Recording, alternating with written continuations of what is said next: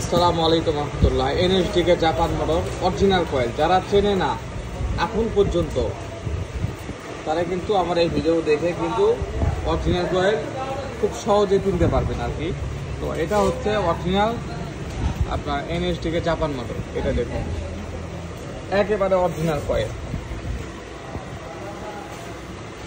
তো original coil কীরকম, কয়েলের ভাঁজটা এরকমভাবে থাকবে।